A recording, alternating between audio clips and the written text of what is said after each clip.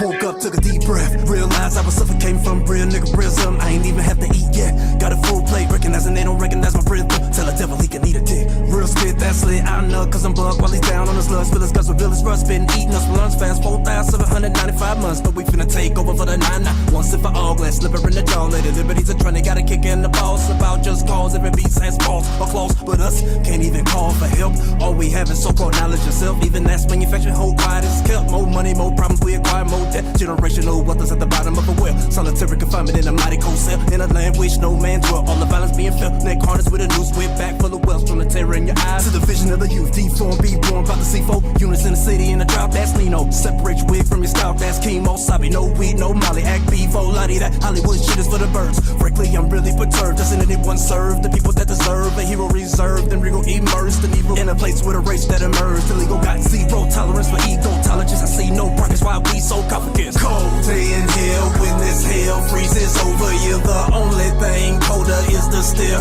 of a warrior. The tell is hella watered down. The truth is always warrior. Endure to the end, even when the lies in the den and it's time to make amends. Glass ceilings brassing over. My profession is connected with the shot eyes. Yeah, I used to hot box, smacking like some pop rods, running like a stopwatch. Everything top notch when they wanna hopscotch, flip flop. Listen like some titties out of crop top. City on clock. Nigga know a nigga talking patois. Everybody back off. 3, 2, 1, finna blast off. Drop a bitch, how they do it in a dance hall. WWE on the freak, J Dez want the beat, so it's always heat. No, we always eat good. Fleetwood making out of each hood. Holy is the priesthood, superior to preachers, fucking let them drink blood. The condition of my people, he's an emo fuck religion, and the alternate opinion is an enemy of God. Been raped, robbed, murdered, forgot. With a victim mentality, we created a facade with the makeup on. It's a bruise, barrage, abused by the blase blob. This is all they fault, this is all they fault. By they, I mean white folk, Caucasians, cavemen. The synagogue of Satanism, fine dog is blazing. I'ma stoke it in the mind. I was high, to do slaying niggas going Super Saiyan, growing beards. It's amazing. Go to church, that's pagan, that cross, that hangman, a cranium for maintaining all dethroned. But to break that mold, I rip the soul out with a switchblade. Let it know not to be bitch made. You'll find out on this day. It's the Lord's battle, so shit take. A cold day in hell when this hell freezes over you. The only thing colder is the stare of a warrior. The tell is hella watered down. The truth is always warrior. Endure to the end, even when the lies in the den and it's time to make amends.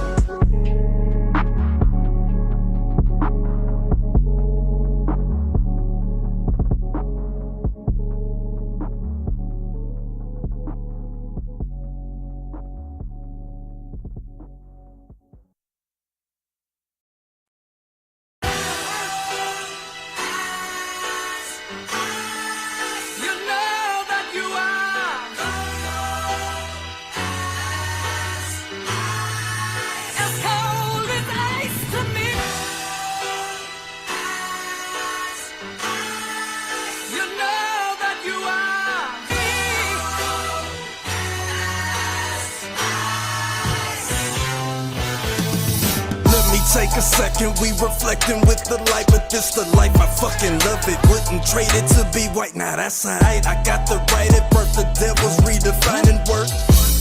Someday you'll pay the price. No, I don't break a fold, I need and bake the dough, then recreate the flow. They think they making dough, what they forsake is so essential. Over lentils, get your issue. Guess who's on this instrumental with you? A damn if we was family, view unread and call it spam. I'm not a fan of Antichrist, they slayed the man. I swayed the Tim like here I am, the son of Sam is taking shots at David Berkowitz. Pussy. Someday you'll pay the price. A different discipline existed in this New York state of mind. Say since not, no, not the actor, but the year he's effort. Not one thing in mind to grind until this gavel turned his words to mirth from Babel.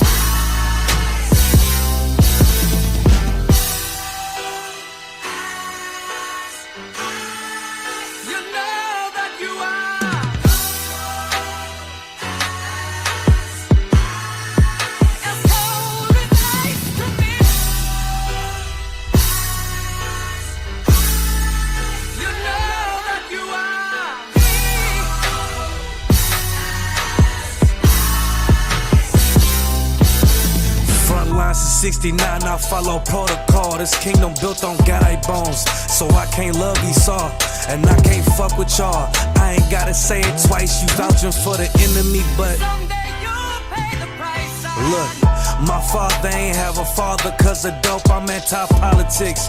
Cause Christ died from a vote. How the richest nation locked the homeless up for being cold. How ironic they relating smoking weed to getting stoned.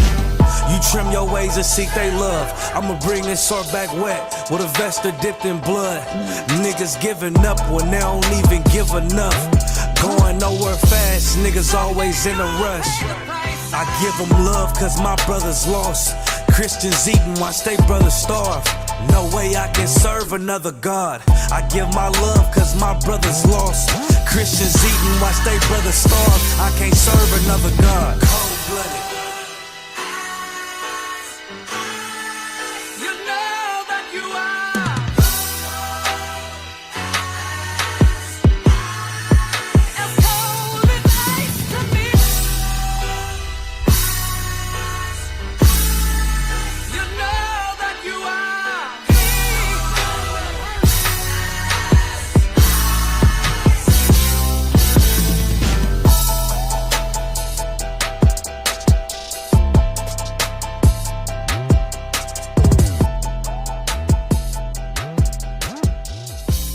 Someday you'll pay.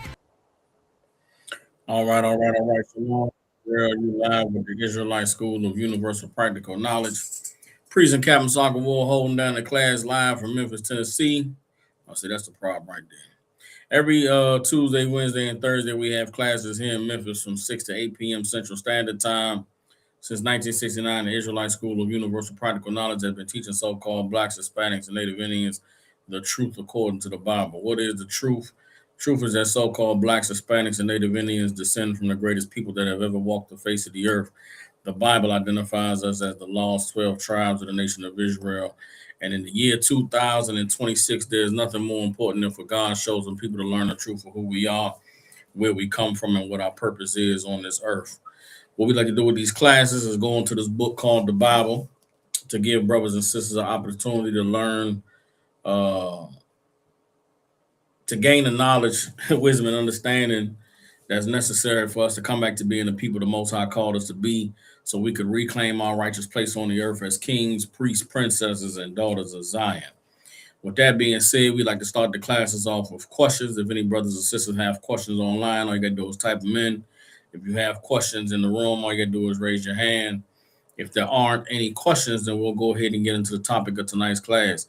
Y'all see, I tried to do the virtual background where you could have a, you see the whole inside of my office right here, but it doesn't work well with my setup that I have. So, I'm trying to find a way to get the class looking more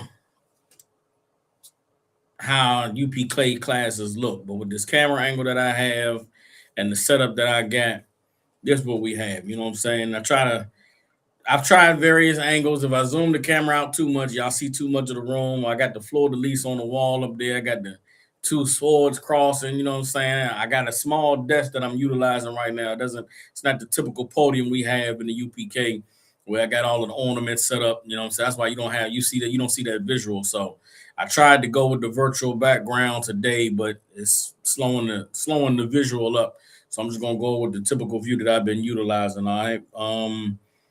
But yeah, we'd like to start the classes off with questions. If there are no questions, then we'll get into the topic of tonight's class. What you see on the screen is the fruit of the forbidden tree.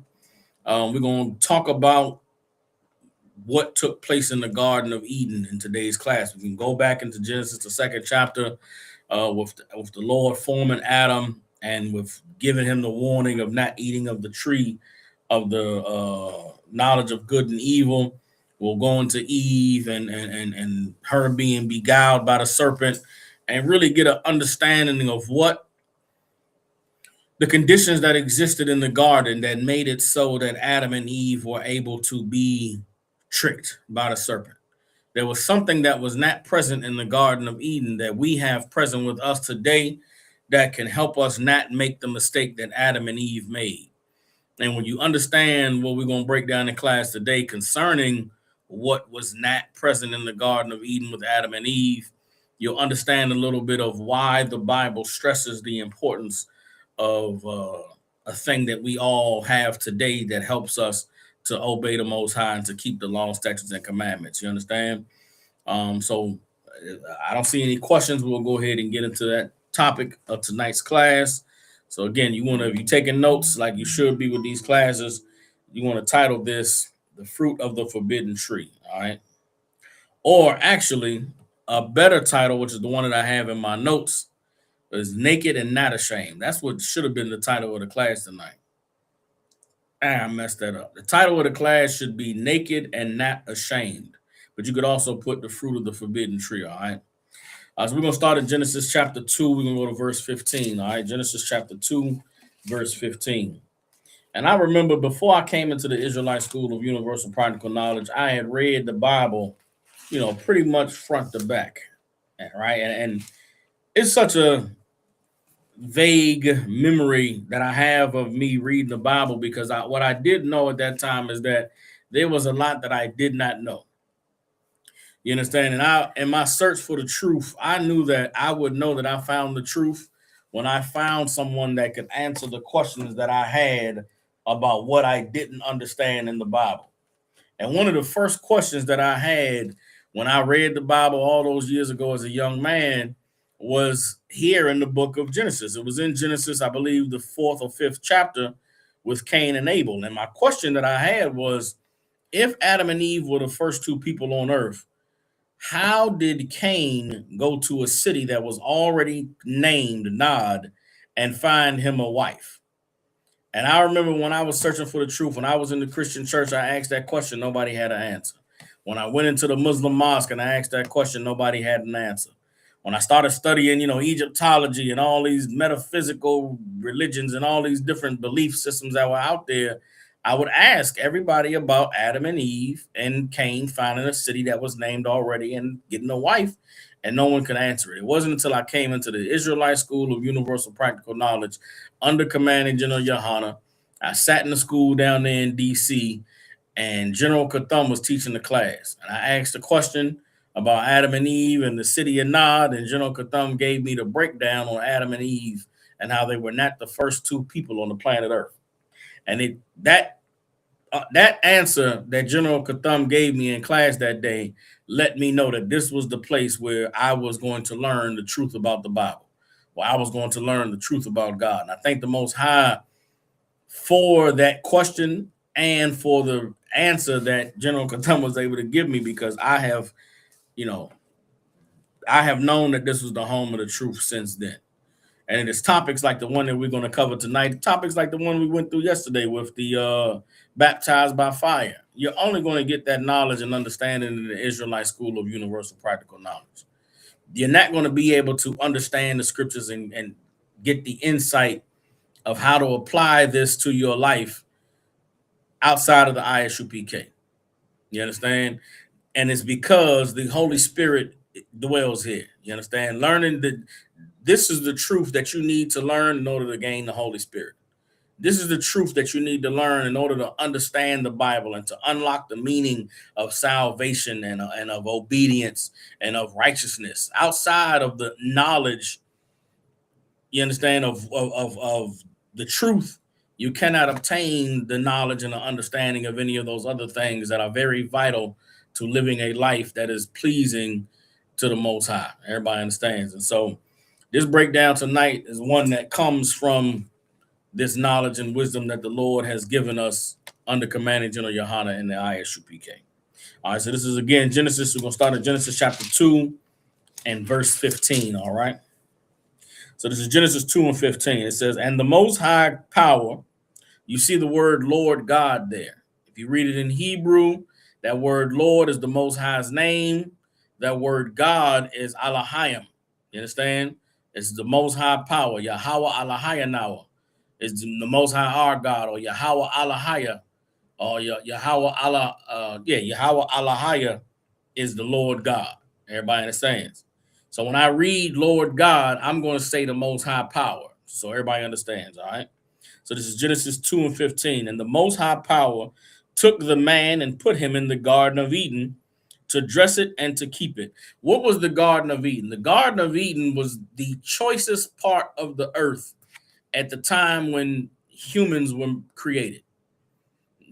Mankind was made on the earth, and there was a part of the earth where everything was made available. You know what I'm saying? There was fruits, there was vegetables, there was, fresh water, clean air, grass to lay upon. Everything that man needed to have a good life was available in the garden. And that's where the Most High placed Adam after he rose him up and gave him knowledge. You understand? So the Most High placed Adam in the garden. And let's keep reading. He took dress it and to keep it, meaning what? To put it in order. The very first place where man began to have order on the earth was in the Garden of Eden. Everything outside of the garden was in disarray. There was no one that had the knowledge and the understanding and the meaning of life and to know what to do and what not to do. Outside of the garden, people were living how people live in the world today. Eating and drinking and having sex with whatever they want. They were just living their own life, doing what came instinctual to them. The garden and where the Lord placed Adam was the first place that man began to establish order and structure in the earth. All right, verse 16, and the Most High Power commanded the man, saying, of every tree of the garden thou mayest freely eat. You understand? But of the tree of the knowledge of good and evil thou shalt not eat of it, for in the day that thou eatest thereof thou shalt surely die. Now, here's what is important to understand about the Garden of Eden and about the trees that are in the garden. The trees that are in the Garden of Eden are not literal trees. The trees that are in the Garden of Eden are other nations of people. You understand? It's other cultures, other belief systems, other ways of life. These are the trees that are in the Garden of Eden. So the Lord said to Adam, man, you could go and take of the fruit of all of these trees, meaning what? You can go and learn and expand your knowledge and your understanding of the world. You can go and dive into all of these things that are here in the garden, except for the knowledge of the tree of good and evil. There was one thing that the Lord forbid Adam from learning. There was one limitation that the Lord placed in the garden, and it was for Adam to learn what could be learned from this tree. You understand? And this tree, again, is it's not a literal tree. It's a culture, a way of life. It's the fruit is it's learning and understanding. It's knowledge. It's mental. You understand? So Adam is in the Garden of Eden, and the Lord put him there to establish order. But also in this garden, there are other people who are living their lives, and they don't have the knowledge that Adam has. They don't have the understanding that Adam has. And the Lord said, I want you to put this place in order. I want you to be the one that instructs everybody on what's right and what's wrong in this place. And as you encounter the trees in this garden, there's going to be different stuff going on. It's going to have different ways of doing things and different thoughts and different ideologies and philosophies, different ways of life. And you can dive into them and you can understand them and see what they got going on. But there is one thing that you are not allowed to learn, and that was the tree of the knowledge of good and evil. What that tree of knowledge of good and evil was, we'll get into as we go further. But I want to establish that the story of Adam and Eve in the garden is largely metaphoric and it's figurative and metaphoric. It's not literal. A lot of what you read in the book of Genesis, from Genesis 2 to 6, is largely like the book of Revelations. It's a lot of it's not visions. I'm trying to explain it. It's not literal. It's figurative. It's metaphoric. You understand? As we get into it further, you're going to understand the serpent in the garden was metaphor. Eve being made of Adam's rib was metaphor. Adam being formed of the dust of the earth is metaphor. All of it is metaphoric. So Adam in the garden with the trees all around, the trees are metaphoric. They're not literal trees. They are nations and races of people with their cultures and their understanding and their knowledge of the world. The Lord said you could learn of all these trees. You could eat of the fruit of all these trees, learn and understand what they believe and what they think and how they live. But from this tree, you are not to learn. Everybody understands? So let's go ahead and get into it a little bit further. Let's drop down from Genesis chapter 2 and 17, and let's skip forward to Genesis 2 and 21. All right, and this is the formation of Eve.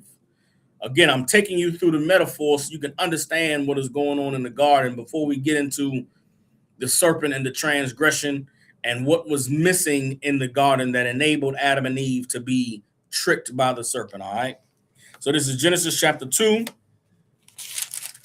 We in verse 21. It says, and the Most High Power caused a deep sleep to fall upon Adam, and he slept. And he took one of his ribs and closed up the flesh instead thereof. And the rib which the Most High Power had taken from man, made he a woman and brought her unto him, unto the man. And Adam said, this is now bone of my bones and flesh of my flesh. She shall be called woman, because she was taken out of the man. Everybody understands? Now, the deep sleep that fell upon Adam was not literal. How do we know that the deep sleep that fell upon Adam was not literal? Let me get prove to you that the deep sleep was not literal. All right.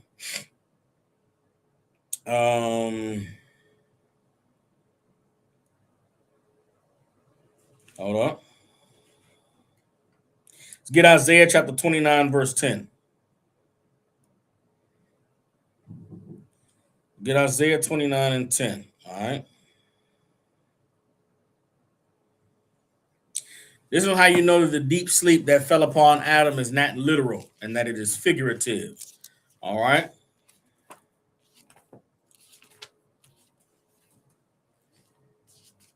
Isaiah chapter 29, verse 10. It says, for the Most High has poured out upon you the spirit of deep sleep, and closed your eyes. The prophets and your rulers, the seers, has he covered.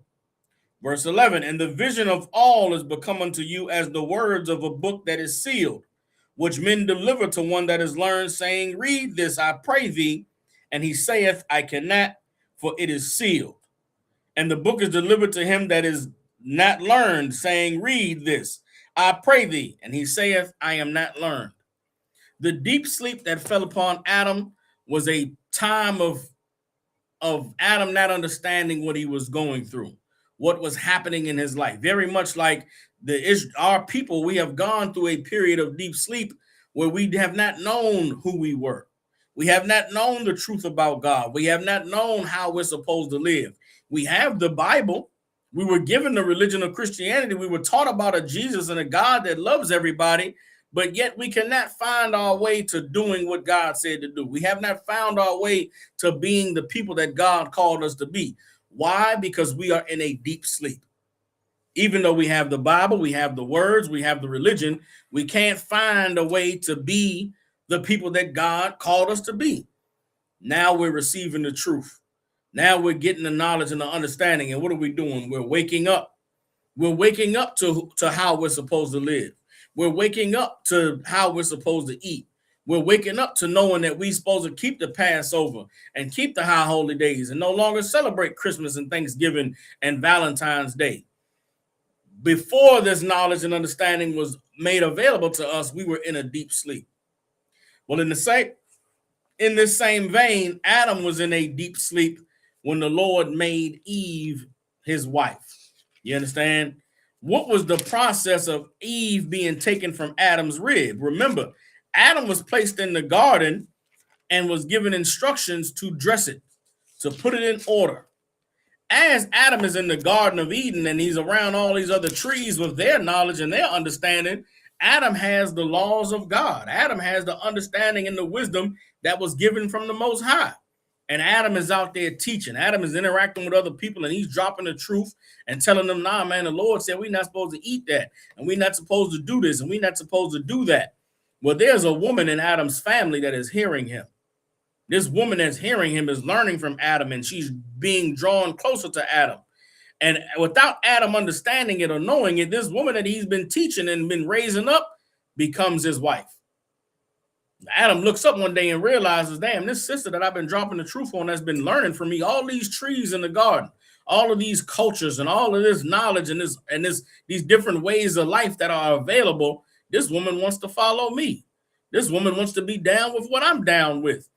Adam realized that the Lord took a woman that was from his family, that was close to him, and made a wife. You understand? That's how Eve was formed. Eve was a woman that was already alive, already living. She was in the garden amongst all the other trees and all the other knowledge and the other cultures, but she was drawn to what Adam was teaching. She was drawn to how Adam was living. And as she got drawn to Adam, Adam realized this woman he had been teaching and dropping the truth on was made to be his wife.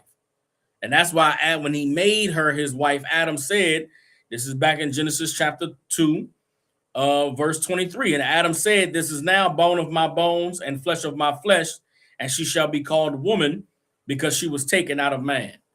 It was not literal. God didn't put a man to sleep and perform surgery and take a bone out of his side and then build a woman from the bone. That's silly. That's nonsense. That's fairy tale. The Bible is speaking in figurative, metaphoric language, describing the process of a man gaining a wife from a woman that he was just teaching the truth to. From a woman who was drawn close to him, that knew him, you understand, from way back.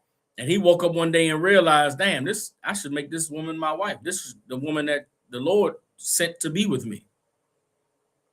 Everybody understands. So that's how Eve became Adam's wife. He was dropping the truth on her. He was teaching her. And she was drawn so close that it was right that, man, I'm gonna make her my wife. And that's how they became joined together. Everybody understands. All right. So let's drop that. Let's go back to let's keep reading in Genesis chapter 2. What did Adam say furthermore? This is Genesis chapter 2 and 24. Therefore shall a man leave his father and mother, and they shall cleave unto his wife, and they shall be one flesh. So Adam made Eve his wife, and now they became a family. This is his family now. Whoever Adam was joined to before, the family he had in the world, they were not following him. They were not obeying the Lord and doing the things that Adam was doing. Eve was. And that is why Adam saw fit to make her his wife. And he said, man, you know what I'm saying? For this cause shall a man leave his mother and father and cleave unto his wife. Everybody understand? Now, here's the important part. Here's the important part for us to understand. Verse 25, it says, and they both were naked, the man and his wife, and were not ashamed. You understand? Adam and Eve, when they became husband and wife, when they were joined together, both having the knowledge of the truth and obeying the Lord and having the culture and the righteousness that was given to Adam from God, they were naked, but they were not ashamed. Naked in this context is not literal. It's not they were butt naked. But they were not like anyone else in the garden. They were not covered with the leaves of the other trees in the garden. And not being covered with the leaves like all the other trees in the garden made Adam and Eve stand out. It made them different from everybody. What's the word that we use? What's the biblical word for being different from everybody? The Most High called the children of Israel to be different from everybody. Deuteronomy 7:6, the Lord said he called us to be a holy people unto himself. When the Bible says in Genesis 2:25 that Adam and Eve were naked and were not ashamed, the Bible is saying they were holy and they were not ashamed of it. They were proud of their culture and of their identity, being the children, being the man and woman in the garden that was obeying God. They were set apart. Good word, Officer Matabar. They understood that we not like these other trees. We don't live how they live. We don't do the things that they do. We are holy unto the Most High. We obey him, and they were not ashamed of it. They were not ashamed of being different. They were not ashamed of not eating shrimp and pork and crab. They were not ashamed of, being married to one another, even though they came from the same family. They were not ashamed of not mixing themselves among the other people and doing the things that other people did and living the way that other people lived. They were holy, and they did not feel no type of way about it. Everybody understand? It's important to understand the state of Adam and Eve when they first were together and had the knowledge of the Most High, and then to understand what changed when they transgressed the Most High and followed the serpent. So Adam and Eve, having the knowledge of the Most High, together, united, married, they were naked and were not ashamed. Now let's go and drop down to Genesis chapter 3, and we're going to start at Genesis chapter 3, verse 1. All right. This is Genesis chapter 3, verse 1. It says, now the serpent was more subtle than any beast of the field, which the Most High Power had made. What does it mean he was more subtle? Meaning you could not see, okay, the other trees that's in the garden, right? These other nations, these other people in their cultures. These other people and these other trees in the garden were not ashamed of their culture. The way that you see the East Indians are not ashamed of their culture today. Yeah, they have a god with the elephant with all the arms, and they put that red dot on their head, and their men grow their beards and grow their dreadlocks. There's no shame in their culture. Those Arabs over there, they believe in that Allah and that bowing down to a rock. They wear those long dresses. Even they come to America, still wear the long dress. They are not ashamed of their culture. The Chinese with their Buddha and their God they bow down to, and the little cat in the damn store that's sitting right there by the front that they put a fruit in front of. They are not ashamed of their culture and of their gods. The serpent was not like the other trees that were in the garden. He wasn't like the other people in the garden. The serpent had a culture that was hidden. The serpent had a way of life that he did not expose to everybody.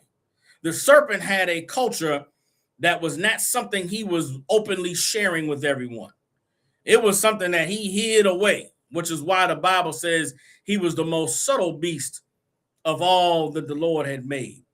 This serpent was sneaky in a way that none of the other beasts that the Lord made were sneaky. Also, that word beast is talking about, okay, let me show you that the beasts of the earth are other nations. The Bible talks about the beasts of the field. There's a context where it's speaking about animals, and there's another context where it's speaking about people. Because the book of Genesis is largely metaphoric in the beginning, this beast of the field is in relation to other nations. Let me prove that to you right here. That the serpent being the most subtle of all the beasts of the field was the serpent being most subtle of all the nations that God created, of all the people that God created. All right. Let's get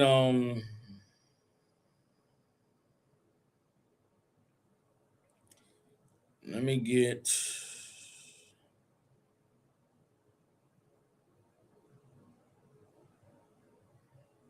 okay. Hold on. Hold on.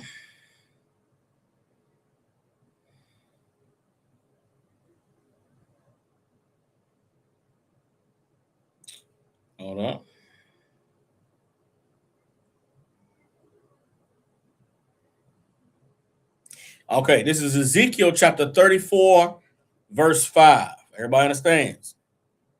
It's Ezekiel 34 and 5, and this is the scripture that proves that the beasts of the field is talking about other nations. All right. Hold on.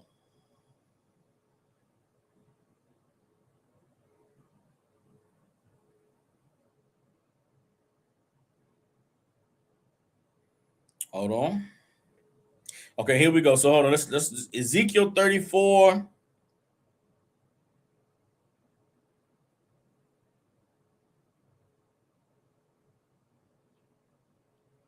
Ezekiel 34, and let's start at verse 7. All right. Ezekiel 34 and 7. It says, therefore, ye shepherds, hear the word of the Lord. As I live, saith the Most High Power, surely my flock became a prey, and my flock became meat to every beast of the field, because there was no shepherd. Neither did my shepherds search for my flock, but the shepherds fed themselves and fed not my flock. Everybody understands?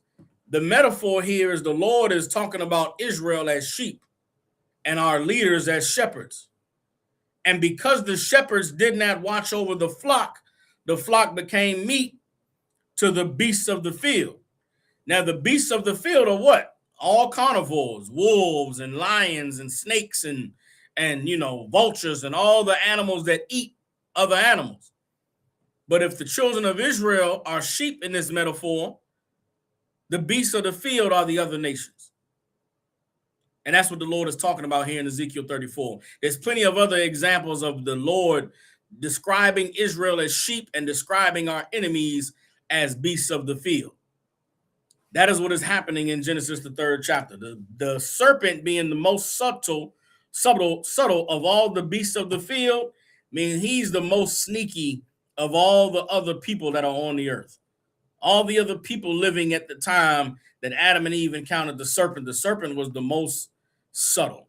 Everybody understands. Now that we got that, let's go back to Genesis chapter 3. We're going to go now to verse 2. Let me read verse 1 again. So Genesis 3:1. Now the serpent was the most subtle than any beast of the field which the Lord God had made. And he said unto the woman, Yea, has the Most High said, Ye shall not eat of every tree of the garden? And the woman said unto the serpent, We may eat of the fruit of the trees of the garden. But of the fruit of the tree which is in the midst of the garden, the Most High has said, Ye shall not touch it, you shall not eat of it, neither shall ye touch it, lest ye die. And the serpent said unto the woman, Ye shall not surely die. For the Most High does know that in the day ye eat thereof, then your eyes shall be opened, and you shall be as gods, knowing good and evil. You understand? Now, there's a couple things that you need to understand about all the trees in the garden that Adam and Eve had access to. These are the trees in the garden. They in the garden like everything else is in the garden. And the Most High put Adam in the garden because the Most High wanted Adam to partake of all the things that were good for man to partake in on the earth. Meaning what? He wanted Adam to have all the experiences and to be able to partake in all the things that make life enjoyable.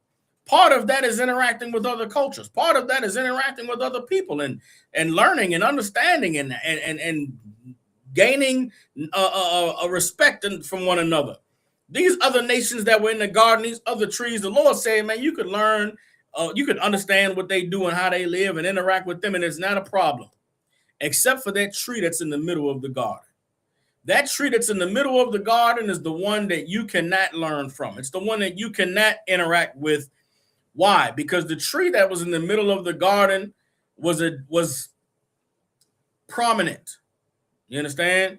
It was the influential tree in the garden. It was the one that stood out more than everyone else.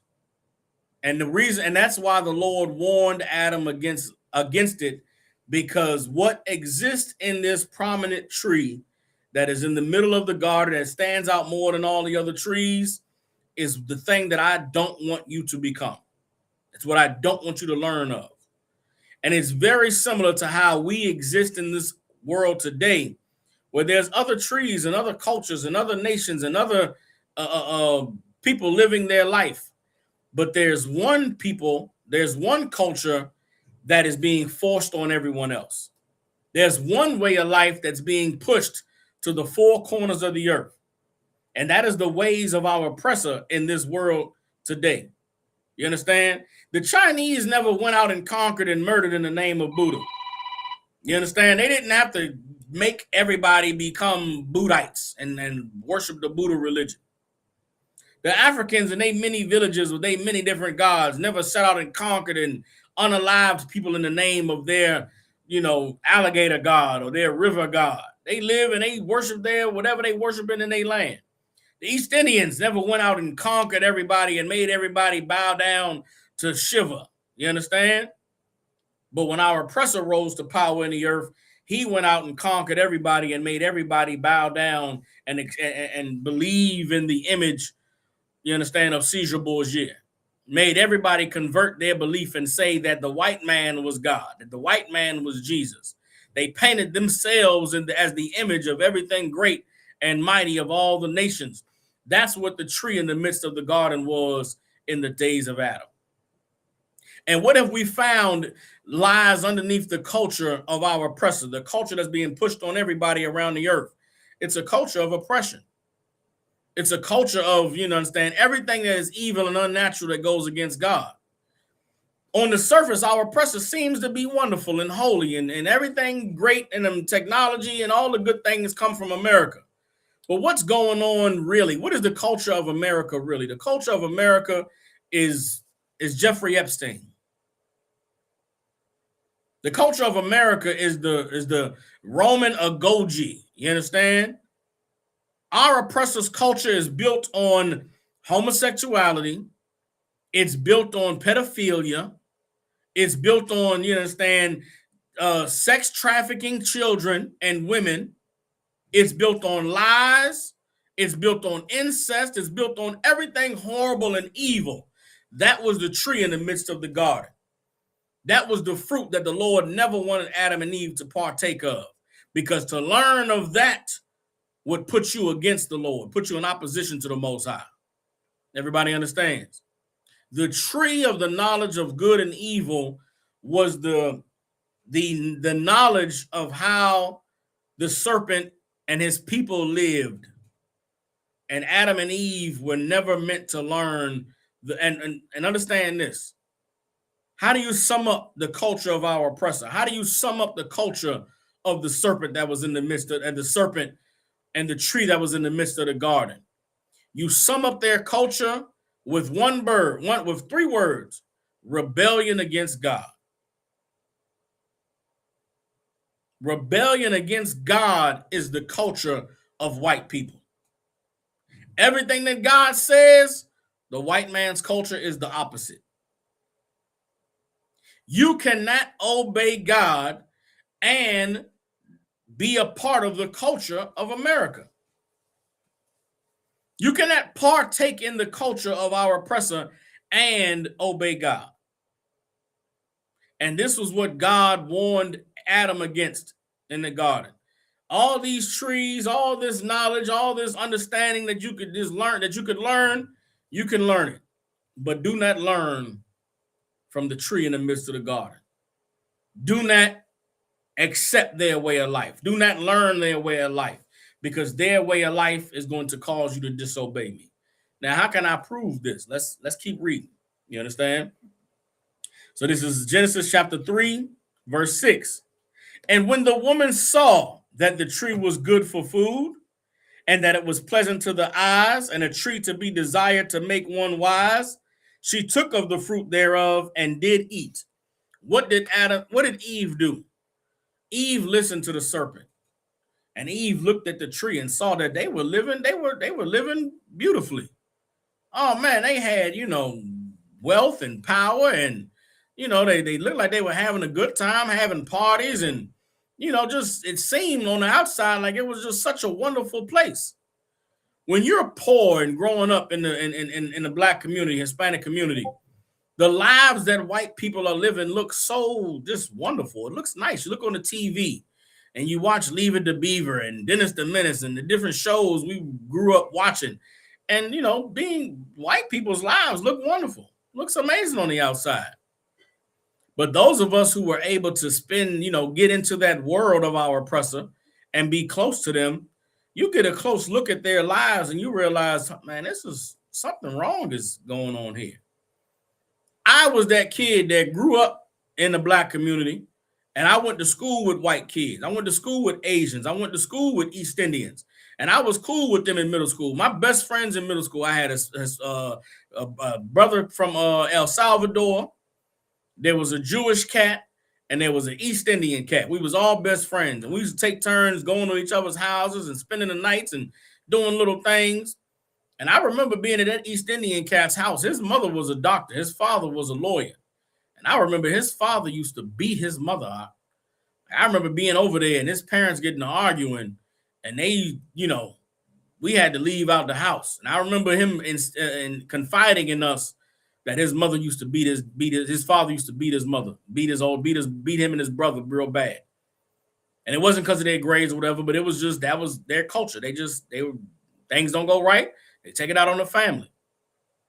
The Jewish cat that I was best friends with, there wasn't necessarily nothing evil going on in his house, but we knew of other kids who were being molested, whose family, whose parents were doing things to them. I remember it was a cat we went to school with. There was a girl that I was in my grade. Her older brother was like a senior. We were like 8th grade. This chick's brother was like a senior. And I remember we all found out that he took his little sister to a high school party, and had his friends run a train on her. And it was a horrible thing to learn. Like, damn, why would her brother set her up to get a train ran on her? And it was real odd and strange. But as I grow up and I'm a man and I look back, someone was being molested in their house. It was an evil, horrible house they was living in.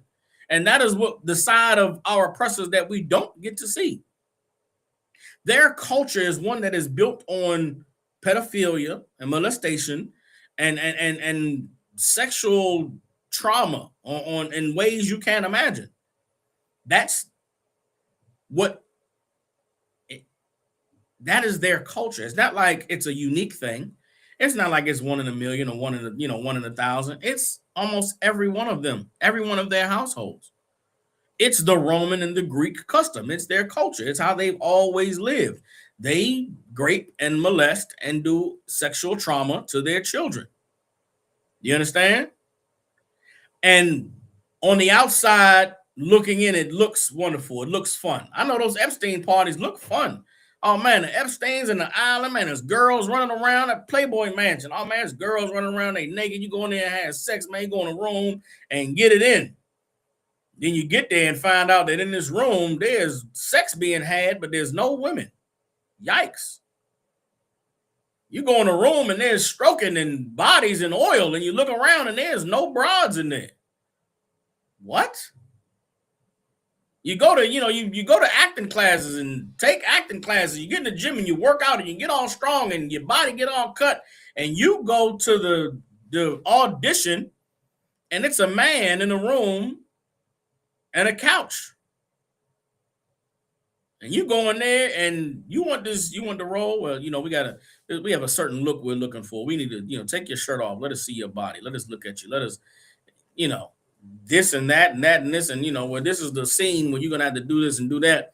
I need you to demonstrate to me how well you can, get into character. And next thing you know, you're grabbing your ankles, and some man is inside of you, and you're a big time Hollywood star now. Now you're a celebrity. Now you at the top. You understand? And all of this puts you in violation against God. All of this puts you in rebellion against the Most High. And that is what the Most High did not want Adam and Eve to partake in. He did not want them to partake in breaking of his laws and going against what he taught them. You understand? And that is what the serpent was selling to Eve. The serpent was selling to Eve, man, them laws he gave you could break that. You're not going to die. You'll live good. God is holding you back from how great you can be. God is holding you back from how much you can enjoy life. The dream that's being sold to us right now about our oppressors' culture and way of life is that somehow it's better than serving God. Somehow joining them and being an oppressor is better than being the oppressed and waiting and hoping on God. The lie and the dream is that America is the greatest place that has ever existed on the earth. And if America falls, there's nothing but hell and horror and torment that comes after. Not blocking you from understanding that when America falls, Christ's kingdom rises. We could have a kingdom of God's righteousness in full effect where we don't abuse one another.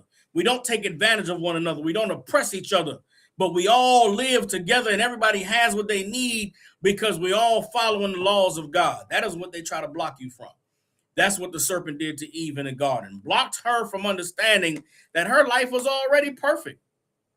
She already was wise and already was living a good life. She already was like God because she had the knowledge to keep her and her husband naked and not ashamed.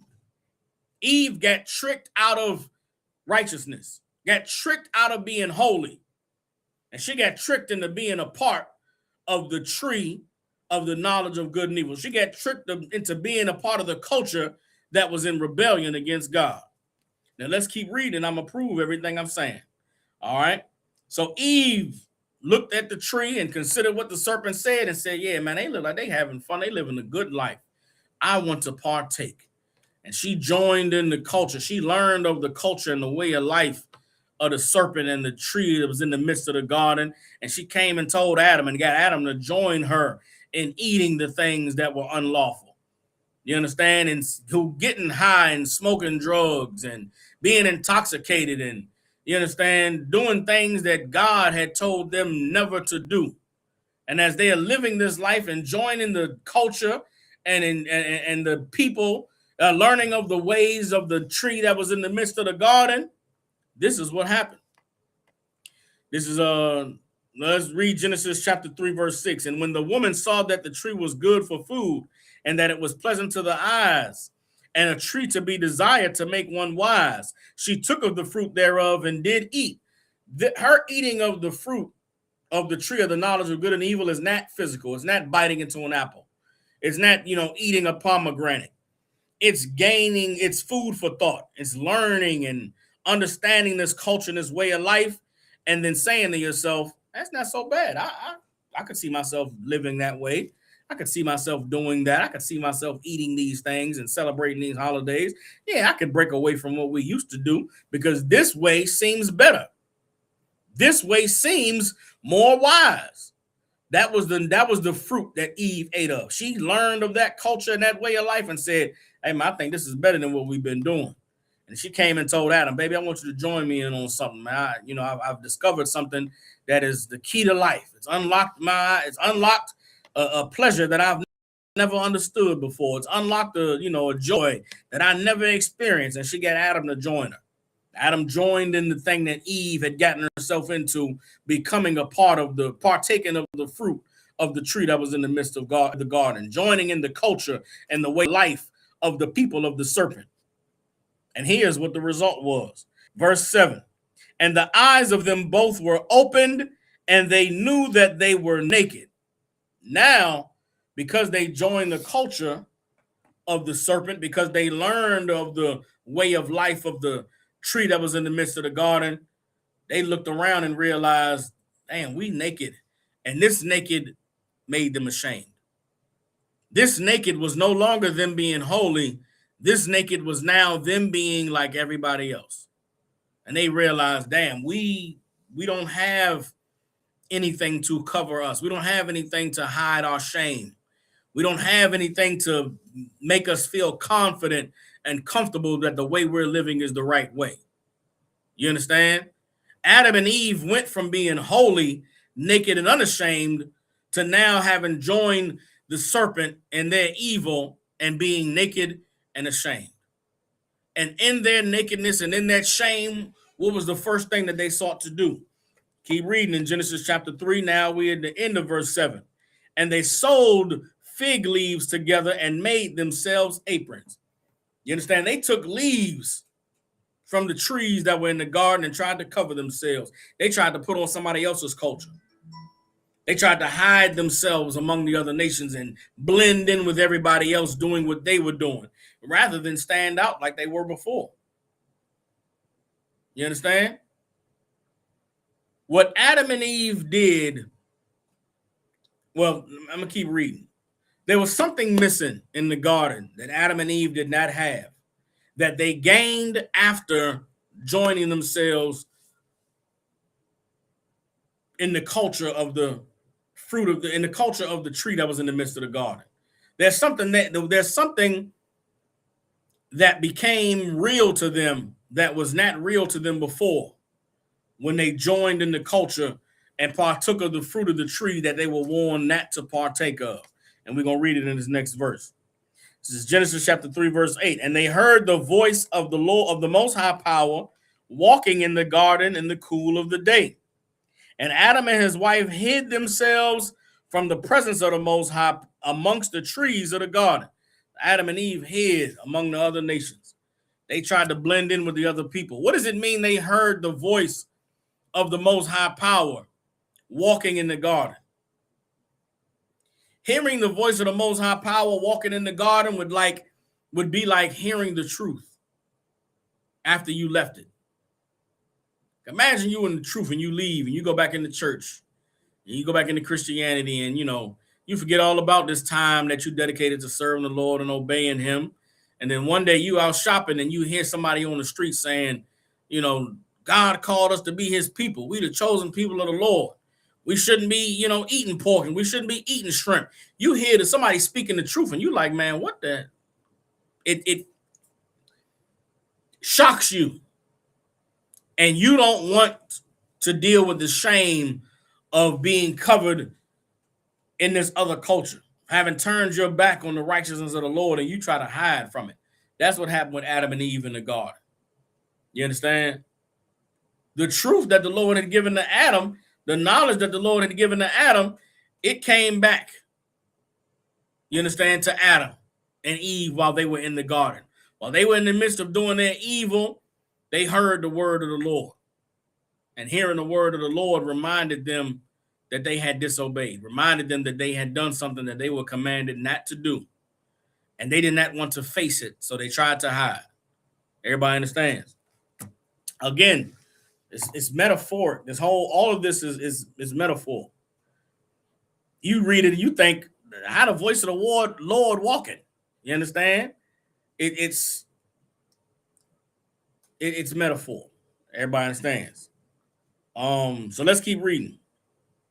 Verse 9. And the Most High Power called unto Adam and said unto him, where art thou? Adam, man, where you at? I'm in the garden. I'm looking for you I'm looking for you to be doing what you're supposed to be doing. I'm looking for you to be living holy, to be keeping my laws, to be teaching. Where are you at, Adam? Adam was not to be found. You understand? And when the Lord called for Adam, verse 9, verse 9, and the Most High Power called unto Adam and said unto him, where art thou? Verse 10, and he said, I heard thy voice in the garden, and I was afraid because I was naked, and I hid myself. Adam said, I heard you, and I was afraid. And so I hid myself. What Adam and Eve gained after disobeying the Lord that they did not have before was fear. Fear is what was absent from Adam and Eve in the garden. They were given instruction. They were given everything that they could have. They were given a life that anyone would desire. But what Adam and Eve did not have was the fear of the Lord. And because Adam and Eve did not have the fear of the Lord, they were able to be enticed by the serpent. Eve was able to be enticed by the serpent because she had no knowledge or understanding of the consequences of disobeying God. So listening to the serpent wasn't even that big of a deal. It wasn't even a major thing.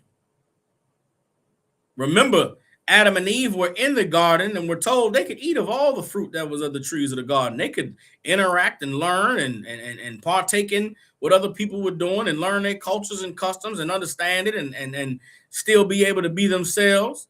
The one thing they were never supposed to do was learn the ways of the white man, was learn the ways of the serpent and how they lived and what they did.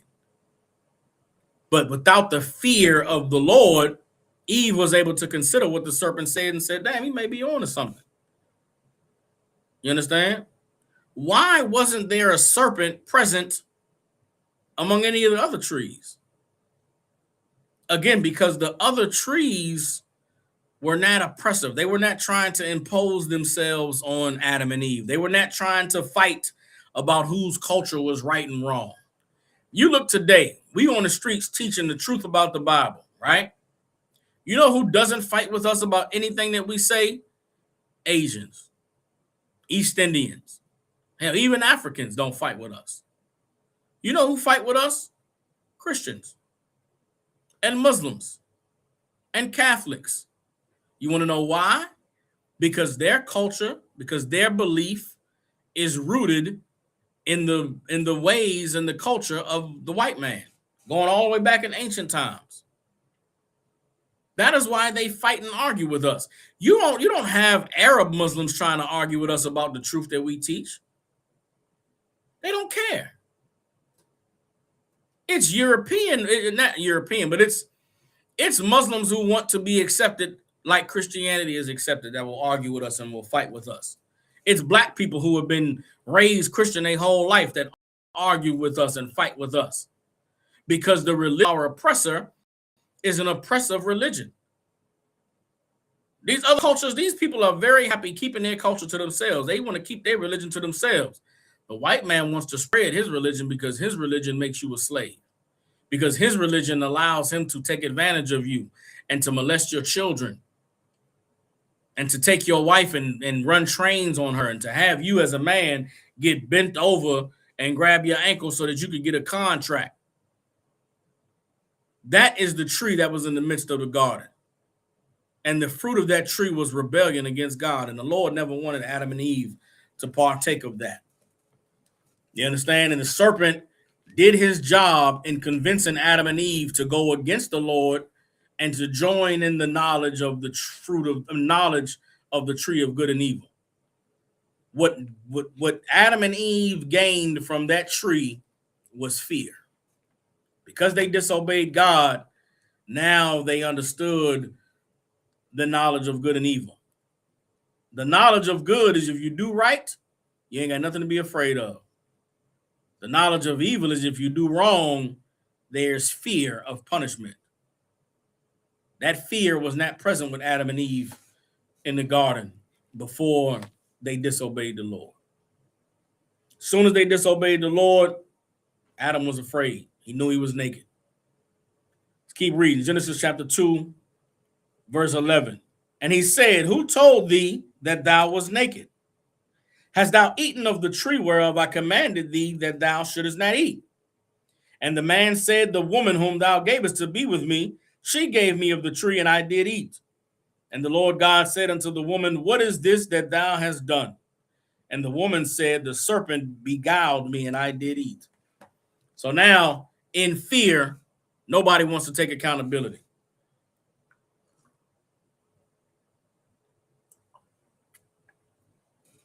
In their fear, nobody wanted to be responsible. In their nakedness, nobody wanted to tell the truth about what happened. Everybody wanted to pass the buck. Adam, when he was confronted, should have said, I disobeyed you, Lord. I did what you told me not to do. I should have told my woman that it was wrong and no, and I was wrong. Instead, Adam passed the buck to his woman. And the woman said, it wasn't me, the serpent beguiled me. And it angered the Lord that not only did they disobey him, they hid themselves by covering up with the covering of another nation. And then they blamed the other nation. Real quick, let's go back and show you that the evil that Adam and Eve did in covering themselves with those fig leaves is something that angered the Lord. All right, let's get on Isaiah chapter 30, verse 1. Let's get Isaiah 30 and 1.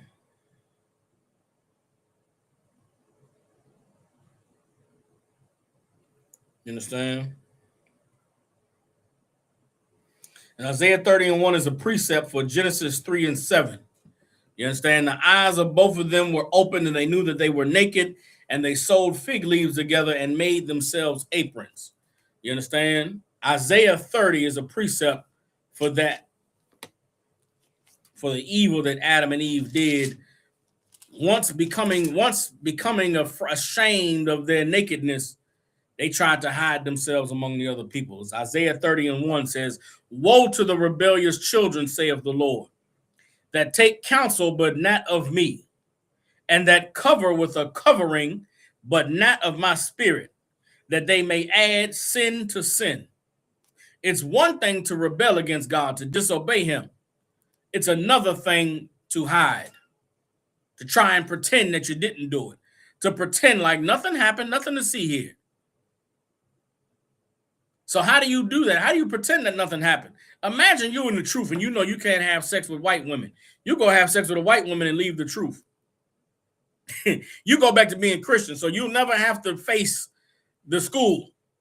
It's wrong to deal with white women. You just fall out, never talk to nobody, never tell nobody what happened. And one day brothers see you with a white woman. And you added sin to sin. The sin was having sex with a white woman. Rather than you confessing and manning up and dealing with it, you leave the school and run back into the church. You add sin to sin. You understand? Imagine you in the truth and you go get high. You start getting high. You fall right back into addiction. Rather than you getting help and getting counsel and confessing your sin, you just go back in the world and just go back to being a drug addict. You add sin to sin. That's what Adam and Eve did. Adam and Eve sinned against the Lord and then just went all the way into it. Just turn their back on the truth. Turn their back on the Lord and follow his commandments and just try to blend in with everybody else. Guess what? You cannot blend in with everybody else once you've taken an oath to serve the Lord. The same way the Lord came and found Adam and Eve hiding in the garden, the Lord will come find you hiding in the garden today. He'll find you hiding among the trees. He'll find you hiding amongst these other nations. And it'll be a shameful, horrible thing. You understand? Adam at least confessed, man, I was afraid. I was naked. I hid. The Lord said, who told you was naked? Did you do the thing I told you not to do? Did you learn the thing I told you not to learn? Did you go and mix them up? Did you go among them people I told you to stay away from and learn their ways? And Adam said, it was the woman that you gave me that made me do it. And the woman, he said, woman, what the hell did you do? Man, look, the serpent came and told me that it was beautiful and wonderful. I got tricked up. That is not an excuse. That is not acceptable for someone to convince you that there's a way of life that's better than the way of the Lord. Shame on you. That's what Adam and Eve felt. That's the nakedness that they described after eating the fruit of the tree of knowledge, of the knowledge of good and evil. That fear brought on shame, and that shame made them hide themselves. You understand? Let's keep reading in Isaiah 30. This is Isaiah 30 and 2. That walk to go down into Egypt and have not asked at my mouth, to strengthen themselves in the strength of Pharaoh and to trust in the shadow of Egypt. Therefore shall the strength of Pharaoh be your shame, and the trust in the shadow of Egypt your confusion. Joining themselves, putting on those fig leaves and covering themselves became the shame of Adam and Eve. Trusting in the strength of the tree in the midst of the garden became their confusion. You understand? And the Lord, when he came for them, they had to get right. You understand? So now, staying in Genesis 3 and 7, we understand now why they sewed the fig leaves together. But what is the difference in the nakedness that Adam and Eve experienced after sinning against the Lord than the nakedness they had before when they were in the truth? When they were doing what the Lord said to do, when they were holy, when they were set apart and naked, they were not ashamed. But now this nakedness, having joined themselves to the tree in the midst of the garden and partaken of the fruit, this shame made them know that they were naked and made them have to cover themselves up. What is the difference between the nakedness of being righteous and the nakedness of joining yourself to the other nations or joining yourself to the culture that is in rebellion against God? Let's get Lamentations chapter 1, verse 6. Let's get the book of Lamentations chapter 1. There is a nakedness that is righteous. In the Israelite school of UPK, we are naked in the sight of these other nations, meaning what? These other nations see our culture, see our way of life, see that everything that we believe in and everything that we do and say goes against all the acceptable norms of all society. But guess what? We are not ashamed. We are not ashamed to be holy. We are not ashamed to wear our fringes on our pants, to wear our headpieces and our garments. We are not ashamed to rock the shield of David. We're not ashamed to greet each other in our native tongue. Even though everybody looks at us funny, everybody says, man, what's going on with them? What they up to? What they got going on? You white people ask you all the time, you shield of David, star of David. You say, no, it's the shield of David, the Magun Dawadah. They ask you, are you Jewish? You say, no, I'm an Israelite. Oh, okay, all right. We are not ashamed, even though we are exposed. All the nations see exactly what we are about. We don't have a problem showing it. Everybody understands. This is Salakia. Lamentations 1 and 6. Lamentations is after the book of Jeremiah, written by the prophet Jeremiah during the days of Jerusalem being sieged by the Babylonians. All right, so this is Lamentations chapter 1, verse 6. This is what Adam and Eve experienced in the garden. This is what they went through having sinned against the Lord and turned their back on the culture and the laws that he gave them as they sinned and hid themselves among the other nations. This is Lamentations 1 and 6. It says, and from the daughter of Zion, all her beauty is departed. Her princes are become like harts that find no pasture. A hart is a rabbit. Imagine a rabbit that don't find no safe place. What is that rabbit doing? It's bouncing. It's running around. You understand? And they are gone without strength before the pursuer. They flee with no strength before any opposition. That's our people today. Our beauty has been tainted. Our strength is gone, and we run from everything. We don't have any leg to stand on. We don't have a solid foundation. You understand? Verse 7, Jerusalem remembered in the days of her affliction, of her miseries, all her pleasant things that she had in the days of old, when her people fell into the hand of the enemy, and none did help her. The adversary saw her and did mock at her Sabbaths. Jerusalem has grievously sinned, therefore is she removed. All that honored her despise her, because they have seen her nakedness.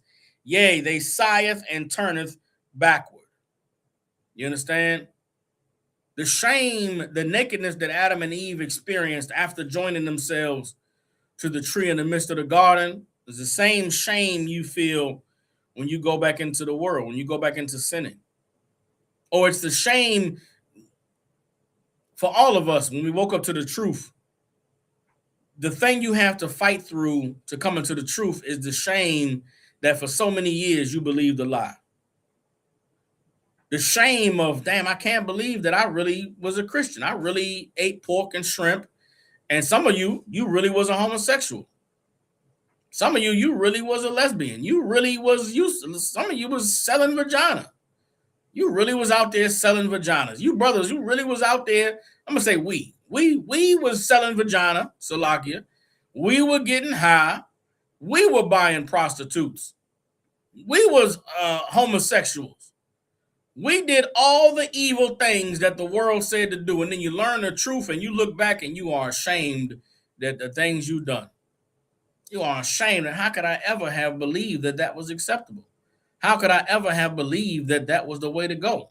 How could I ever have trusted that that was okay? Well, that was the shame that Adam and Eve felt. They were in the garden, looked around and realized, damn, we played ourselves, man. We were special.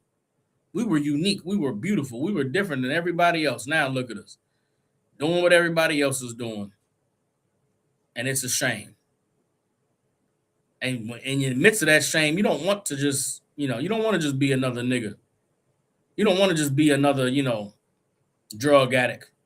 You don't want to be just another homosexual. You don't want to be just another victim of sexual trauma that you never healed from.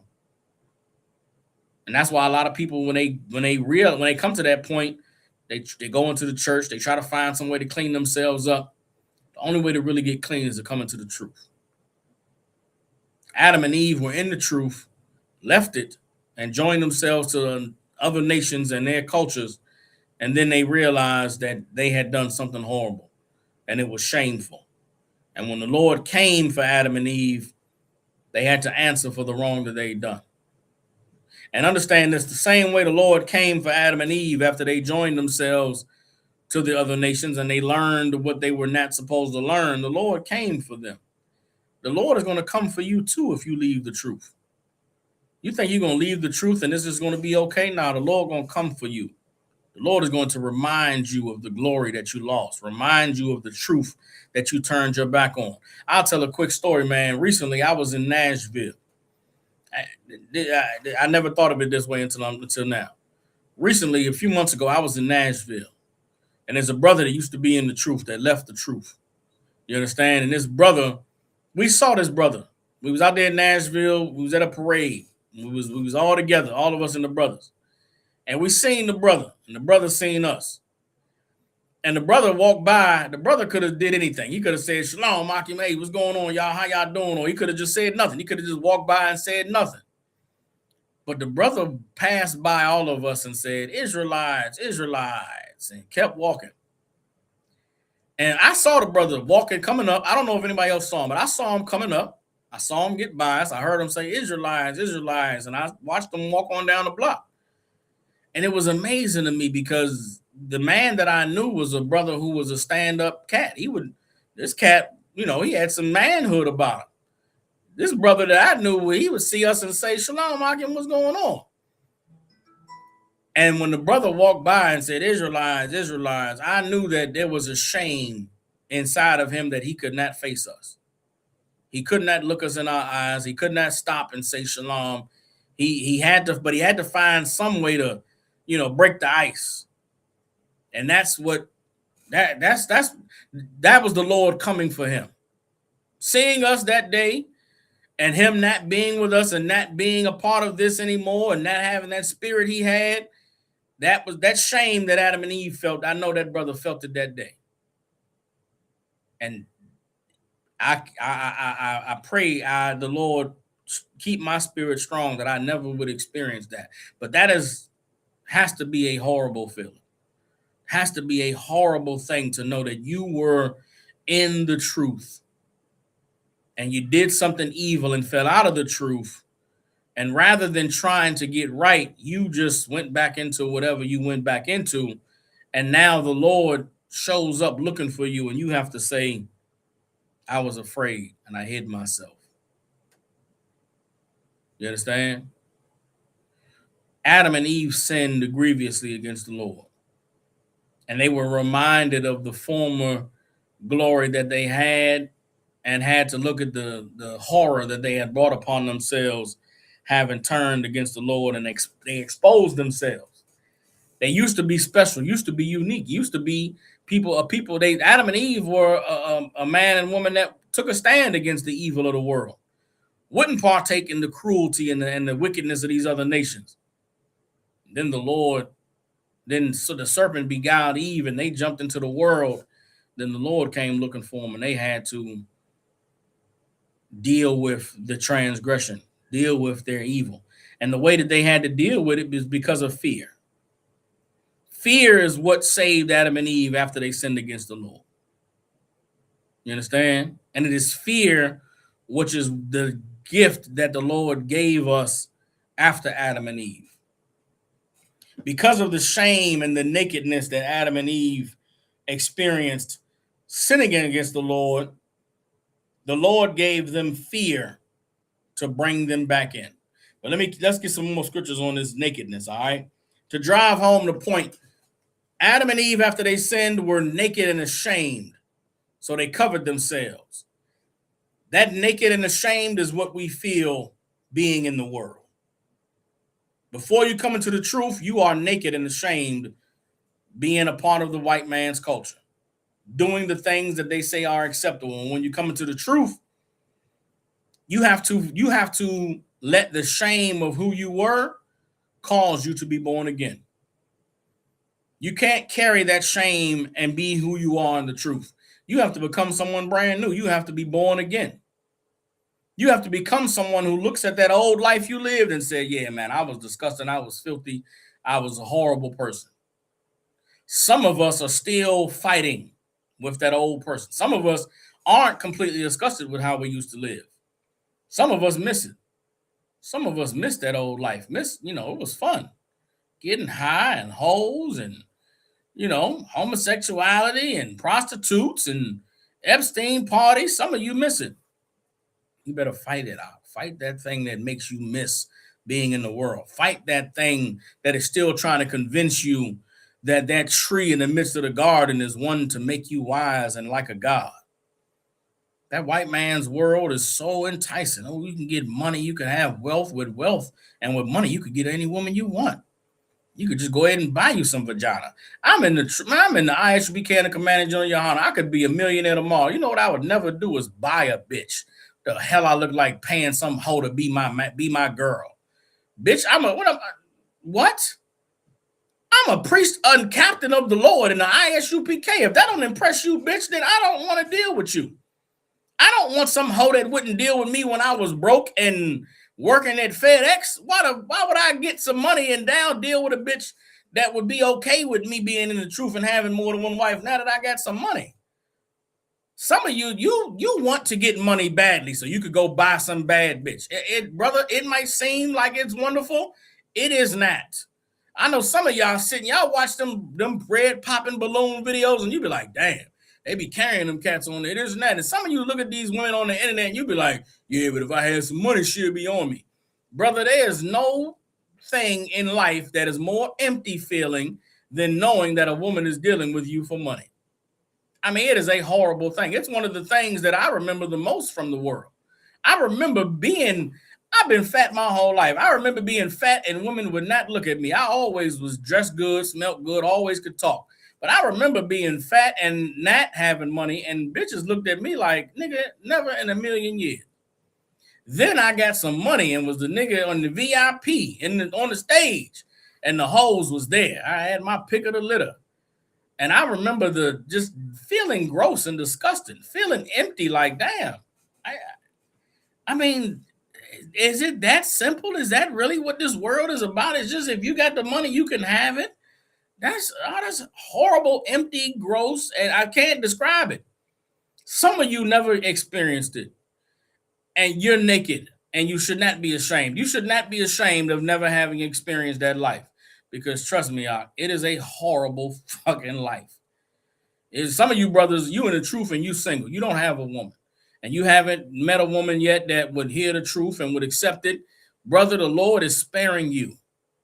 Any woman you meet, that will not be with you while you in the truth, that will not struggle with you, that will not fight with her family, to not celebrate holidays, that will not give up pork and shrimp. Any woman that would not give up, her check to let you be the man and make the decisions in the house, brother, that is not a woman that you want to waste your energy on. You don't want to fall in love with a woman like that. It's the Lord is sparing you, and we don't see it that way. We don't see the Lord is sparing us. All we see is all the sex we can't have.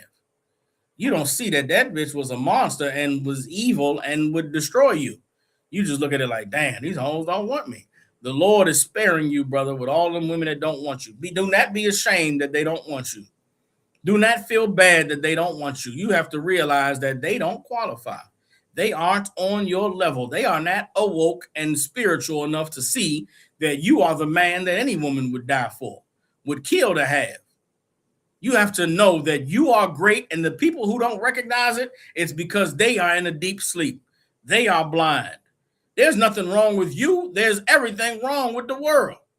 And everything that you desire that you can't have, the Lord is helping you. The Lord is protecting you.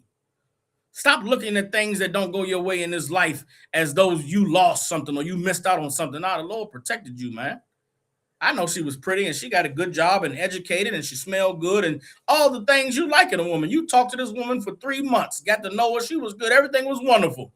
She wouldn't accept that you already had a wife. She wanted you to, leave your wife to be with her. So you couldn't be with her. And you look at it like, damn, I missed out, man. She was a good woman. No, she was not. That bitch was a monster.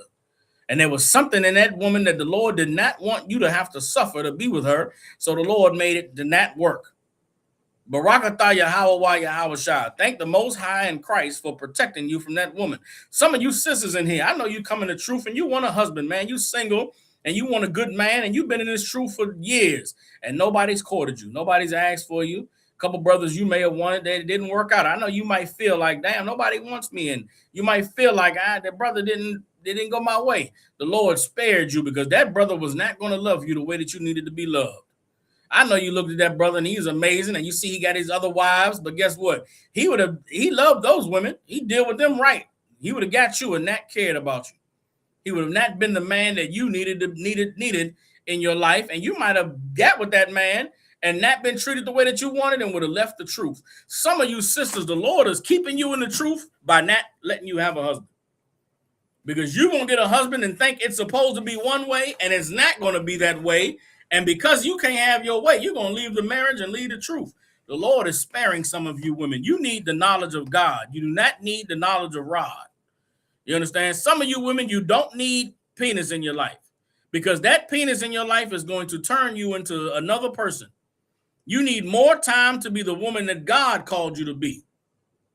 Some of you women are married to a man and you think there's a better man out there. No, there's not. That man that you married to, that you argue with and you're not happy with sometimes, guess what? At least the nigga didn't leave you. He's still there. You should be thankful you have a man. You women that have a man and get frustrated and angry with your man, just go online and look at all of the bitches saying, where the good men at? Where the men that are, talk to you and laugh at your jokes? I read horror things on the internet from women just making a post. They think it's just, it's just a safe space. I could just share what I'm feeling. And it's sad. It's, I seen a woman post today on Threads. The broad said, I don't think any man I've ever been with actually liked me or enjoyed my company. I think they just kept me around because it was convenient. And I replied to the woman's comment. I replied to the post, maybe there's nothing there to like. Like, not everybody is cool and fun to be around. Some people are unbearable, but you just deal with them because, they make you feel good.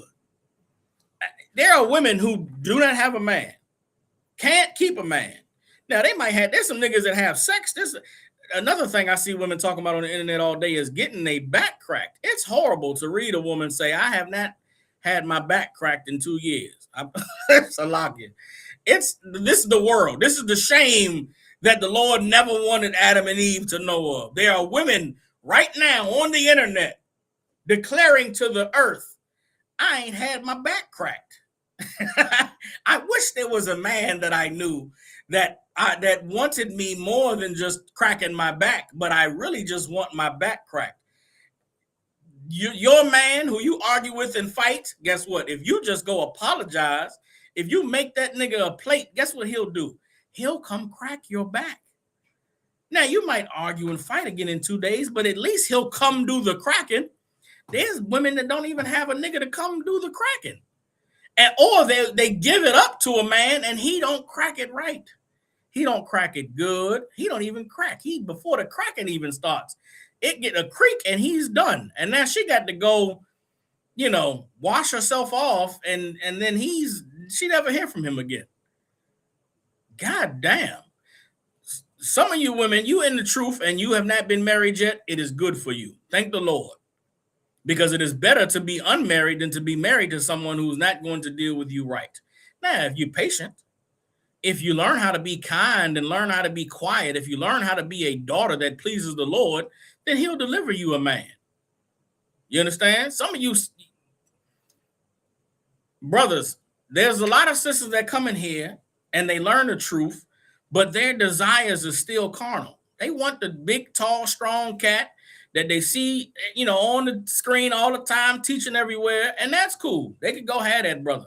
They could have him. He's got he got 50 wives, and they'll be 51, and they are going to be miserable and play themselves because they thought that being the 51st wife was better than being some brother's first wife, and they'll play themselves and think that, what they think? They think that, well, he just ain't had this vagina yet. I know he got 7 wives, but he gonna get this 8th wife vagina and his life gonna change. He's gonna be with me all day. And then they get with him and he's a wonderful man, an amazing brother. He cracked that back good. Deal with him, talk to him, teach him, but then he'll be home in 2 months. And you just got to wait for 2 months before he come back around. And guess what? It'll be like that forever.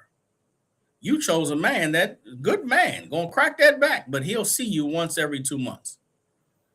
You could have chose a brother who would be there every day, but he might not be the cat with the notoriety and the prestige and all of that. Brother, you see a woman that you want and she don't want you and she choose something else, just know the Lord spared you. The Lord helped you out. And listen, I've been in the truth for some time. I used to have a woman that I know for a fact scared other women off. And I used to feel like, damn, I could have had this. Man, she wanted me. I know I could have had her if it wasn't for this woman I got. Every single woman that I've ever felt about in the truth that did not choose me because of the wife that I had, none of those women are in the truth now.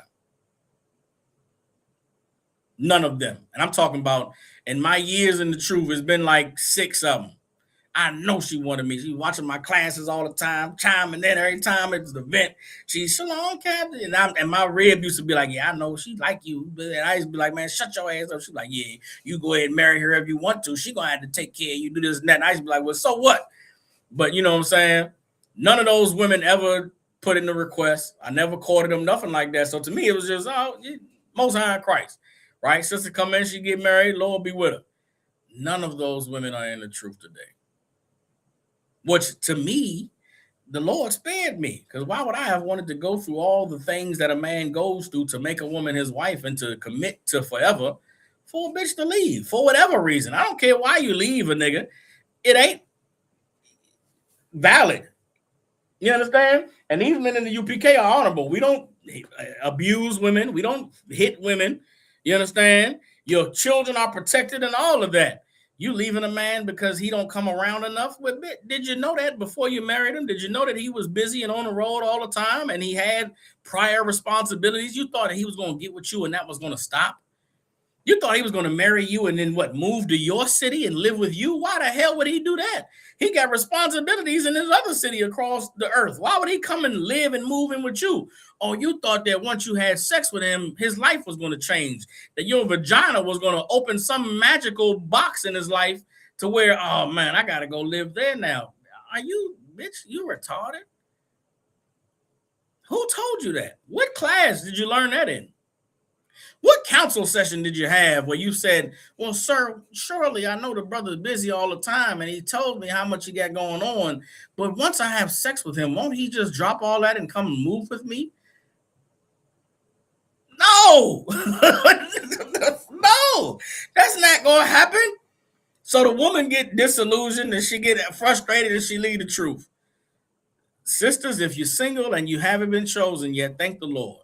Because it is better to be in the truth and be unchosen than to marry a brother and it don't work and you leave the truth. You understand? Brothers, it is better to be in the truth and be unmarried than to marry some broad who tries to ruin your life. And because you won't change for her, she leave you. And now it's better to have not loved than to have loved and lost. Trust me. It's better to remain single in the truth till the right woman come along than to marry the wrong broad and you get a sample. You get a taste of what it's like to have a woman at home cooking and cleaning and looking all good and smelling good. And then you got to go back to just you in that crib and them boots and those braids with no broad around. Damn that. Salakia. I got on a tangent, went off, but we're right back where Adam and Eve were naked and ashamed. All right, let's get Ezekiel chapter 16. We're going to go to verse 35. All right, it's Ezekiel 16 and 35, speaking of the shame of Adam and Eve having sinned against the Lord. You understand? This is the shame and the nakedness that they experienced. That nakedness is shame. That nakedness was them knowing that they did something horrible and now they would be looked at as filthy and disgusting. And that is how we are when we are joined to our oppressor, joined to the tree in the midst of the garden that the Lord told us not to eat the fruit of, all right? It's Ezekiel 16 and 35. It says, wherefore, O harlot, hear the word of the Most High. Thus saith the Most High Power, because thy filthiness was poured out, and thy nakedness discovered through thy whoredoms with thy lovers, and with all the idols of thy abominations, and by the blood of thy children which thou did give unto them, behold, therefore, I will gather all thy lovers with whom thou hast taken pleasure, and all them that thou hast loved, with all them that thou hast hated. I will even gather them round about against thee, and will discover thy nakedness unto them, that they may see all thy nakedness. You understand? This is what happened to Adam and Eve in the garden. Their shame was exposed. They were shown to be something that they were not. They was at one point they were holy. At one point they were righteous. At one point they were naked to the world these other nations lived in. They didn't understand that culture. They didn't know that way of life. They didn't know the joy and the pleasures of worshiping their gods and participating in their ceremonies. Then Adam and Eve went and joined themselves and did the evil and the evil, horrible things that God warned them about doing, and they realized this is a horrible life. And they were ashamed and they were naked, and their nakedness was exposed to all the heathens they joined themselves to. And then the Lord came back and said, man, where are you? What are you doing? And Adam said, man, I heard you, Lord, and I was naked and I was afraid and I hid myself. You understand? The best thing that Adam could have done was acknowledge to the Lord that he was naked, that he had hid himself. And when the Lord came down and brought judgment down on Adam and Eve, they took that judgment and they accepted it. And they learned from this evil that the fear of the Lord is the beginning of wisdom. The fear of the Lord is where you begin to understand that life is better when you just do what God says. Because a life where you don't do what God says is a horrible life, and nobody wants to live like that.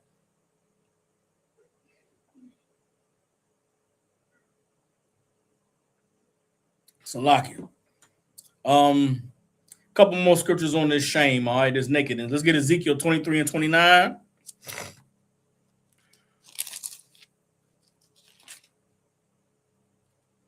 Ezekiel 23 and 29. It reads, and they shall deal with thee hatefully, and shall take away all thy labor, and shall leave thee naked and bare. And the nakedness of thy whoredom shall be discovered, both thy lewdness and thy whoredoms. You understand? Let's drop that. Let's get Deuteronomy 28 and 48. We are living in the shame that Adam and Eve experienced in the garden, being joined to our oppressor, believing their religion, following their way of life, following their customs, doing the things that they say that are acceptable, getting high, being homosexuals, abusing children, neglecting our children, not facing our traumas from the past, pretending to live as though everything is okay when you're miserable and suffering and dying inside. That is not a life fit for anybody. That is a life of shame and nakedness that God wants to deliver us from, but we have to come to him and accept his covering. We have to accept being holy and being naked to these other nations so that we can be righteous with the Lord. You understand? Deuteronomy 28 and 48. The Lord said that we were going to suffer in this land of our oppressors in one of all things and in nakedness because of our disobedience to the Most High. You understand? Deuteronomy 28 from verse 15 to 68 are the punishments that God said would befall the children of Israel if we disobeyed him. These are one of those things that the Lord said we would suffer. Deuteronomy 28 and 48. Therefore shalt thou serve thine enemies, which the Lord shall send against thee, in hunger and in thirst, and in nakedness, and in want of all things. And he shall put a yoke of iron upon thy neck until he has destroyed thee. You understand? That's the condition that blacks, Hispanics, and Native Indians are in today. Because we have disobeyed the Lord, because we have not come back to being who he called us to be, we serve our enemies in want of all things, in hunger and thirst and in nakedness. Meaning what? We don't have any shame. You understand? We'll do anything for money. Do anything. Women will go to Dubai and get defecated on. Women will sell their vagina. Men will, Lil Nas X put on a goddamn bikini and dropped down a stripper pole in hell and gave Satan a lap dance so he could have a record contract. That shit crazy even saying it, bro. That's what happened. So that he could be rich and he could be famous and he could have some money. Lil Nas X put on a bikini and slid down a stripper pole to give Satan a lap dance and then let the whole world see it on the video. So he can get get an award nomination, get a record contract payment. Shame. Being exposed. You understand? Drop that. Let's get Proverbs chapter 1, verse 7. What happens after the shame? What happens after the sin and you are embarrassed and you come back to the Lord? What happened to Adam and Eve after they sinned in the garden? And the Lord came and visited them and they acknowledged that they did evil and did wrong. The Lord gave them a punishment. And with that punishment, they now had the knowledge of good and evil. And they had the knowledge of the consequences that come from disobeying God. You understand? And what coupled with that knowledge was fear of the Lord. Now they knew why they should have just obeyed. They didn't know to be afraid of disobeying the Lord. But now that they disobeyed, they knew that fear is what was going to keep them to obeying him going forward. You understand? This is Proverbs chapter 1, verse 7. It says, the fear of the Lord is the beginning of knowledge, but fools despise wisdom and instruction. Fear of the Lord is the beginning of knowledge. You understand? You want to be somebody who knows something, know that you should fear the God. Know that you should do what God said to do, because if you don't, punishment is what you're facing. And you should be afraid of the punishment. If you are afraid of the punishment, then you'll do what God said to do. Everybody understand? But fools despise wisdom and instruction. Drop that, get Isaiah chapter 11. Salaki, I get all this buzzing on my computer. Bear with me. Hold up. Salaki, I'm going to turn this off. Come on, bro. Bear with me, y'all. Hold on. All right, there we go. All right. This is Isaiah chapter 11, verse 2. Isaiah chapter 11 and 1. It's Isaiah chapter 11, verse 1. This is a prophecy concerning Christ, the time that we're in now. Isaiah 11 and 1. And there shall come forth a rod out of the stem of Jesse, and a branch shall grow out of his roots. And the Spirit of the Most High shall rest upon him, the Spirit of wisdom and understanding, the Spirit of counsel and might, the Spirit of knowledge and of the fear of the Lord. You come and learn the truth of the Most High. You come and learn the truth about Christ. You're going to learn why you should fear the Lord. And it is that fear of the Lord that is going to propel you to righteousness. It's going to propel you to do everything the Lord said to do. Why? Because if you don't, horror and hell and everything horrible follows it. And that is why the greatest gift that the Most High, in this time we're living in, the greatest gift that we have in the ISUPK and the Commanding General Yohana is the knowledge of the truth, which is what gives you the fear of the Lord. It's what makes brotherhood the number one priority. You understand? It's what makes us do everything the Lord said to do. All of us have lived a life in the world. We know what's out there. It's a horrible place. All of us in the truth, you know what you were delivered from. You know what your life was like before the truth. You know the things you were doing and the things you believed and what you accepted. And to think about going back to that should make you afraid. And that fear is what is going to keep you serving the Lord, because God forbid I go back to what I was in the world. I can't do that. I can't do that. This is all I got. And every one of us have to feel that way, or else you'll go back. You understand?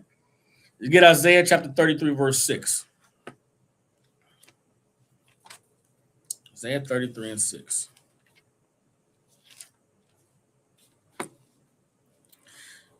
Isaiah 33 and 6 says, and wisdom and knowledge shall be the stability of thy times, and strength of salvation. The fear of the Lord is his treasure. The greatest gift that we have in today's time is the fear of the Lord. To know what happens if we dare turn our back on the Most High. And you should be strengthened by that fear. Don't fear the white man. Don't fear what people are going to say about you if you stop celebrating Christmas. Don't fear how your family going to look at you if you marry a man who believes in having more than one wife. Don't worry about what your job is going to think of you if you start wearing dresses and you stop putting weave in your hair and you start, rocking the shield of David. Don't you be afraid of that.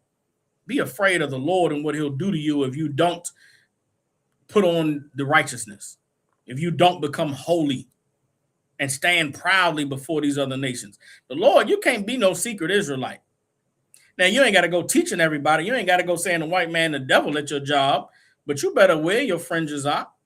You better rock that shield of David, sis. You better put them earrings on and that headpiece, that head covering, and you better glorify being a sister that serves the Lord.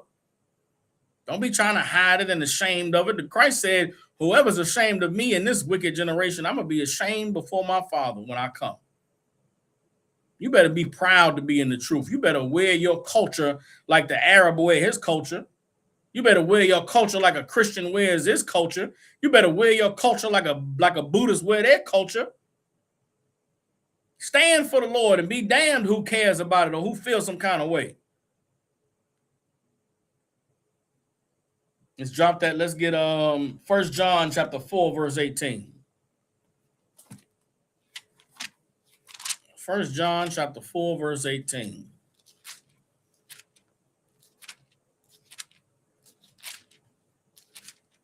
As we go into 1 John chapter 4, remember, love is keeping the commandments of God. Love is an action in the Bible. It's a verb. What is love? Love is that we keep the commandments.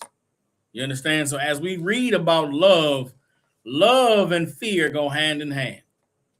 You cannot be afraid to love. And if you have love, then you cannot be afraid. Everybody understand? This is 1 John chapter 4, verse 18. It says, there is no fear in love, but perfect love casts out fear, because fear has torment. He that fears is not made perfect in love. We love him because he first loved us. What is that talking about? This is not talking about the fear of the Lord. This is talking about the fear of loving the Lord.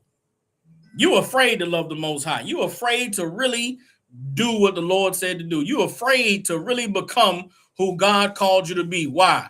Because of what people are going to think, because of what my mama going to say and what my friends going to feel. Shame on you for putting the fear of people before the fear of God. If you love God, you will obey him. If you love God, you will do what he said to do. If you love God, you won't celebrate Valentine's Day. You won't celebrate the 4th of July. You won't celebrate Christmas. You won't celebrate Halloween. You won't celebrate, what else they got going? St. Patrick's Day. You ashamed of what people are going to think about you if you don't put on green for St. Patrick's Day? Shame on you. You should stand with the Lord and do what he said to do. You ashamed to go to the Passover. You ashamed to tell people, nah, man, I'm being in Houston on August 4th because I'm going to the Passover in the ISUPK and the Commanding General Yohana. You afraid to do what the Bible says in Leviticus, the 23rd chapter, which is on the 14th day of the first month. Gather with your brothers and sisters and remember the Lord's Passover. It's shame on you, man. Do what the Lord said to do. Perfect love. Let's read it again. 1 John 4 and 18.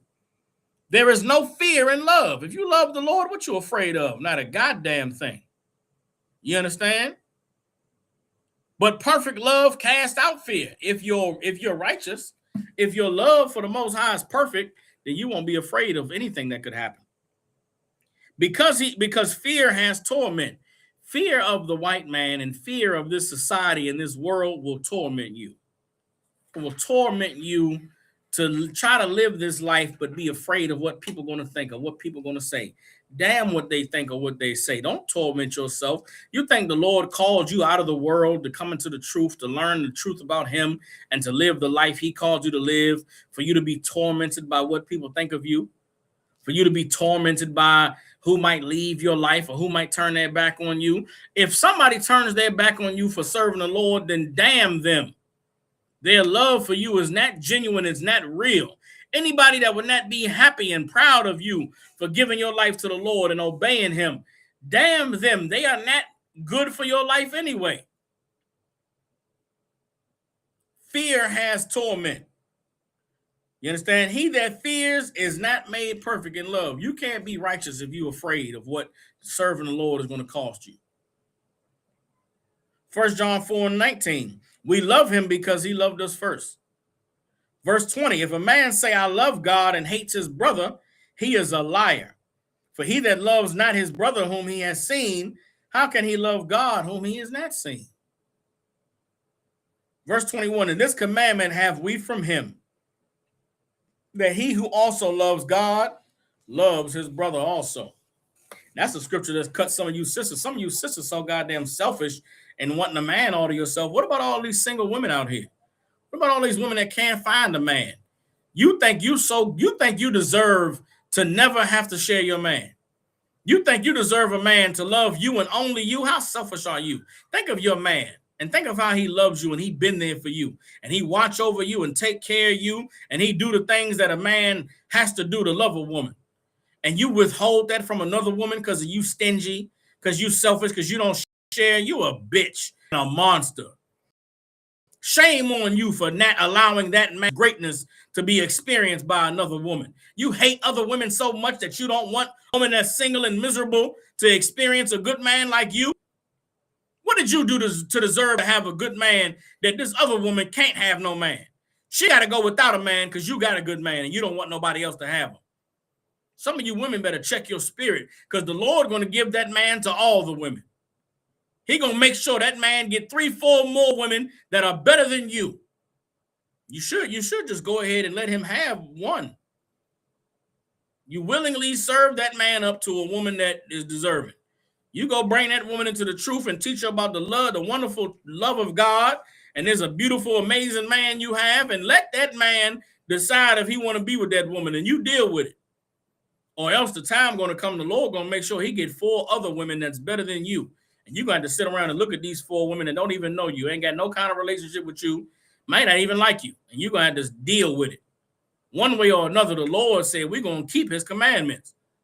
You think you special. Everybody, all these other women got to share their husbands. They got to keep the Lord's commandments. A man can have more than one woman. But you the one special bitch that don't got to share your man. Shame on you. The Lord going to make sure that brother get wives.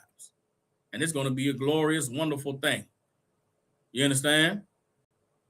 Drop that one more scripture to close out the class and to bring full circle the shame and the nakedness that Adam and Eve felt in the garden. In the end, when we fulfill the requirements that the Lord has given to us to bring the kingdom of heaven and to have our King Christ return and to set the earth in order, this is the end result.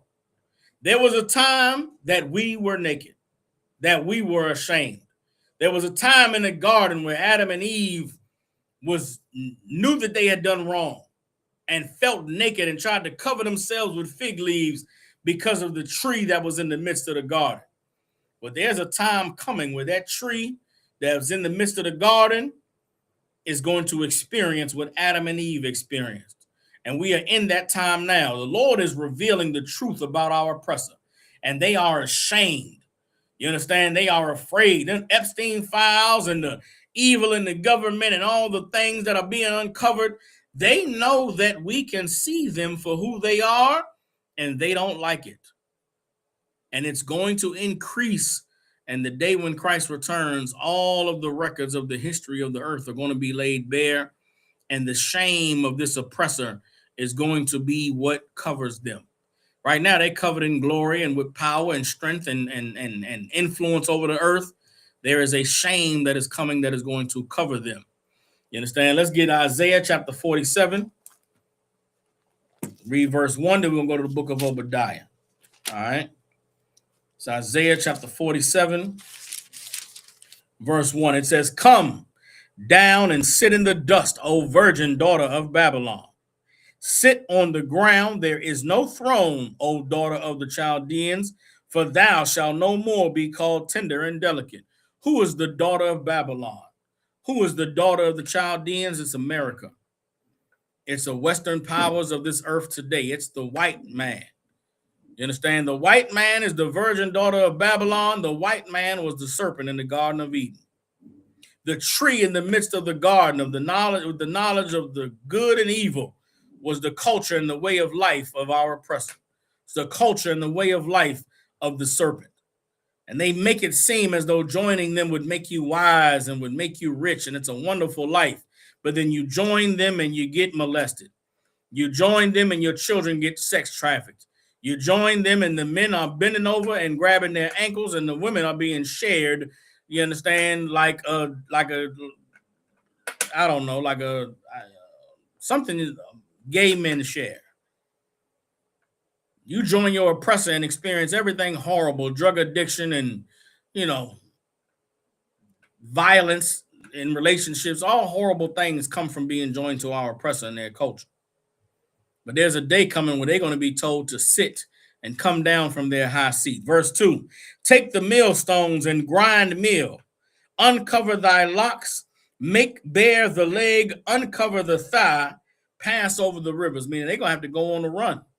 And they're not going to be delicate and tender and beautiful in that day. They're going to be like fugitives on the run. You understand? Verse 3, thy nakedness shall be uncovered, yea, thy shame shall be seen. I will take vengeance, and I will not meet thee as a man. The Lord said that their shame and their nakedness is going to be uncovered.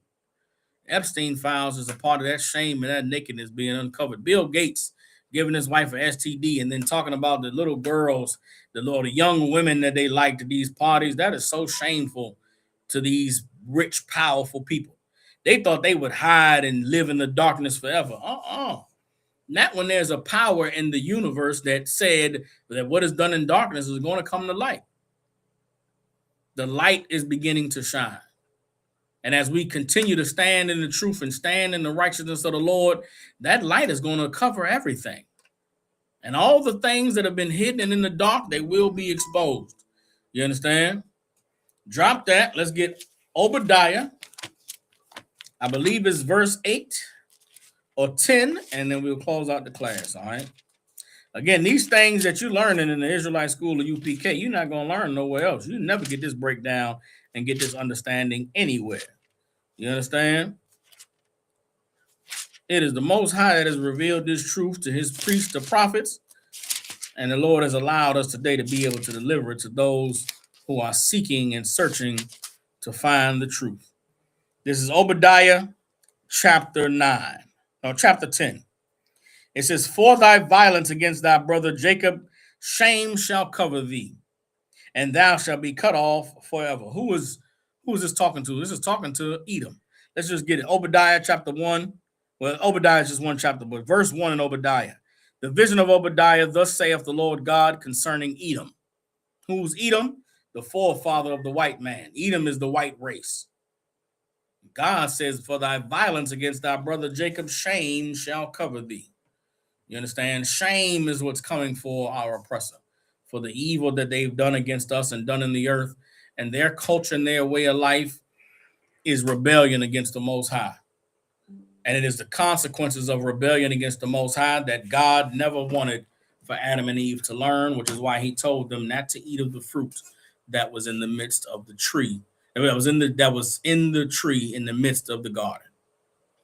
And that fruit was the knowledge of the culture and the way of life of our oppressor. Adam and Eve left the truth and dabbled in sin and were shamed and naked for it. And the Lord punished them. And that fear that Adam and Eve learned after disobeying the Lord is the fear that we need today to do the right thing, to be righteous, to serve the Most High, and to be the people that he called us to be. With that, we're the Israelite School of Universal Practical Knowledge out of 1 West 125th Street in Harlem, New York. Since 1969, we have been teaching so-called Blacks, Hispanics, and Native Indians the truth according to the Bible. What is the truth? The truth is that so-called Blacks, Hispanics, and Native Indians descend from the greatest people that have ever walked the face of the earth. The Bible identifies us as the lost 12 tribes of the nation of Israel. And in the year 2026, there is nothing more important than for God's chosen people to learn the truth of who we are, where we come from, and what our purpose is on the earth. All you brothers and sisters tuning in, if you got family, loved ones, people you care about in Memphis, Tennessee, and surrounding areas, get them in contact with the ISUPK. We got a Passover coming up April 4th, man. Pay your tithes and support the truth. You know, be who the Lord called you to be. Partake in the things the Lord commanded us to partake in, and experience what life is like when you can be holy and not ashamed of it. With that, I'll see y'all for class tomorrow. Shalom, Israel.